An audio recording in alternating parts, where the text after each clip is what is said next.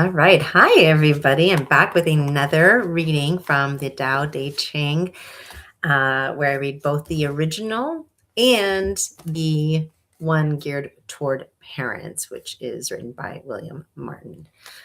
Let's dive in. Today we are reading poem 23. Nature uses few words. When the gale blows, it does not last long. When it rains hard, it does not last long. What is the cause? Heaven and earth. Why do we human beings go on and on about so little, even if nature does not achieve much in a short time? If you open yourself to the Tao, and you and the Tao will become one. If you open yourself to virtue, then you can become virtuous. If you open yourself to loss, then you will be lost. If you open yourself to the Tao, and the Tao will welcome you with enthusiasm. If you open yourself to virtue, the virtue will be part of you. If you open yourself to loss, the loss will be glad to see you. And then it says in quotes, when you don't trust people, people become untrustworthy. So for me, this is very much, a self-fulfilling prophecy, creating a self-fulfilling prophecy. So using your higher faculty of imagination, of perception, being able to create your reality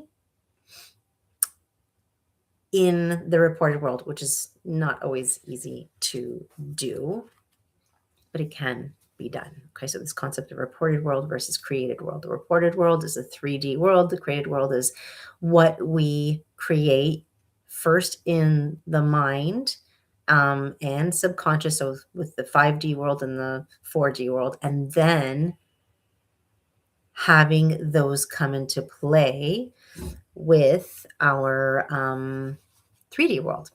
So now let's read the chapter 23 of the Parents Tao Te Ching. It is titled No Mixed Messages. Natural parents do not give mixed messages. When they are angry, their children see their anger and learn it is not to be feared. When they are sad, their children see their sadness and learn it can be borne. When the difficult feelings pass, there is no residue. The relationship with their children remains pure and uncontaminated.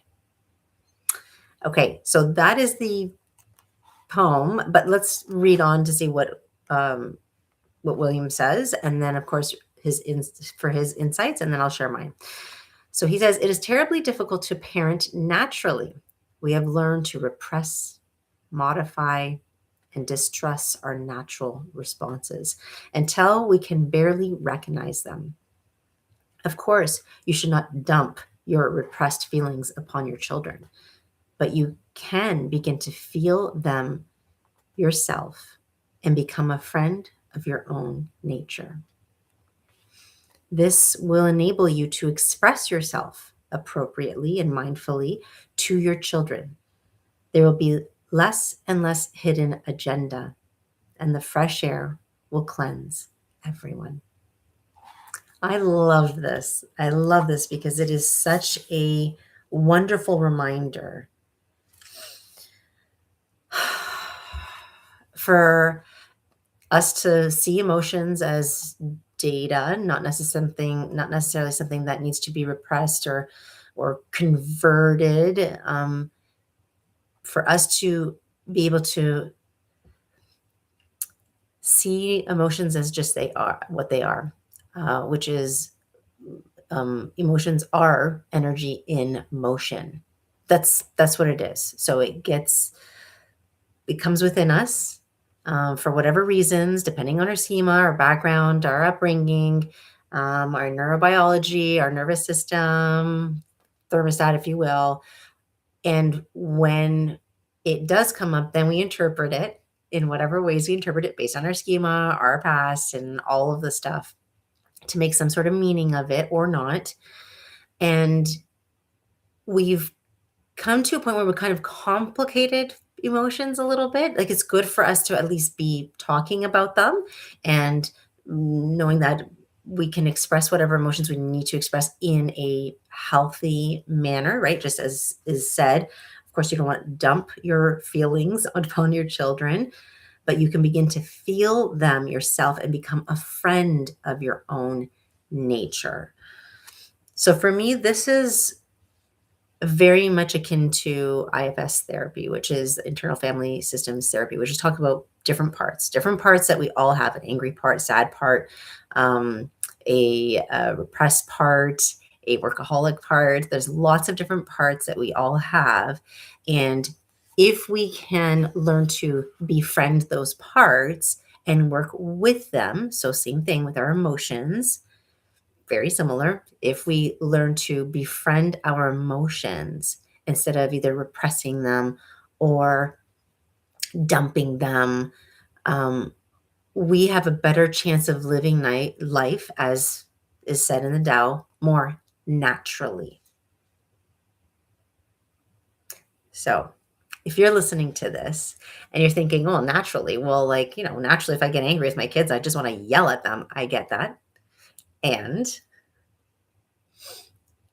if you had the space, if you had the support, if you had the container of and the unconditional love of just allowing yourself to be who you are and have someone hold space for you to express your emotions, you would trust yourself to move through them with ease. Maybe not right at the beginning, okay, because it's a learned skill, but you would learn to trust yourself to move through them, not just through thought, but actually through your body. And when you do that, you become the model, the example, and then also the space for your children to do so. And I know this can be a complicated idea. And what I want to say is, if you're at that point in parenting where you are easily frustrated or triggered, or your kids are constantly not listening, a neurodivergent child, whatever the case may be, I want you to know that it makes sense that you would want to um, dump your emotions or be expressive in your emotions, or conversely want to suppress them so that you don't negatively affect your children. But if you have never had the opportunity to be able to move through those emotions for yourself, you won't have the capacity to do so now as a parent. So the invitation is to start inviting yourself to move through your emotions, not suppress them, not bypass them, but literally find a way to start moving through your emotions, almost metabolizing them through your body, through your mind body, okay, through the thoughts, of course, and then through the body, depending where you're feeling that emotion. So this is something I work with clients, of course, because when a parent feels angry, usually they feel it in their hands or here in their throat, in their neck, sometimes in their head or in their heart. We go through moving through that emotion on a subconscious level, so that then when you are triggered by your child, or when you feel a heightened sense of emotion that you just want to express and you haven't learned the skills to do it in a healthy way, you can start to do so in a healthy way once you start to learn to move through those emotions. Does that make sense?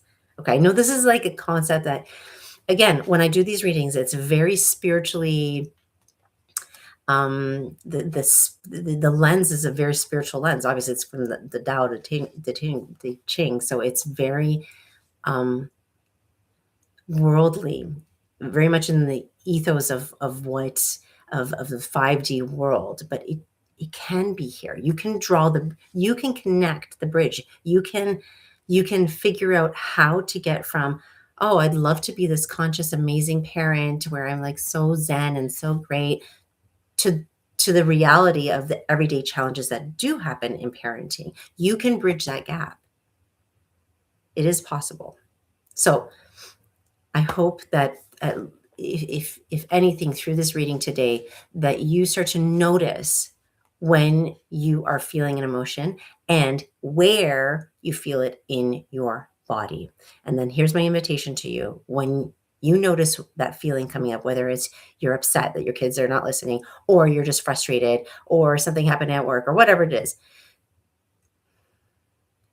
find out where it is in your body. Put your hand on that part, whether it be your chest, your neck, your head, your hands, and allow yourself to move through that feeling. Breathe through it. Now, will this work for everybody? Not necessarily. It depends on how often are you allowing yourself to feel your emotions and move through them, or how long you've been suppressing your emotions. But try it. Try it. At least notice where it is in your body, and then put your hand on that part and say, thank you. Thank you for this. Thank you for showing me where it is. Thank you for showing me how I'm feeling and where I'm feeling it. Allow me to move through this. I am safe.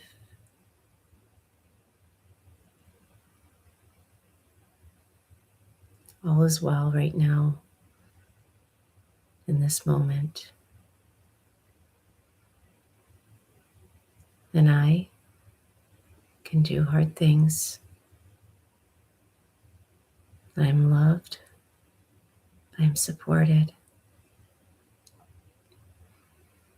Thank you. Thank you. Thank you. Try that and see how that goes. Hope you have a wonderful, wonderful day, and we'll see you soon.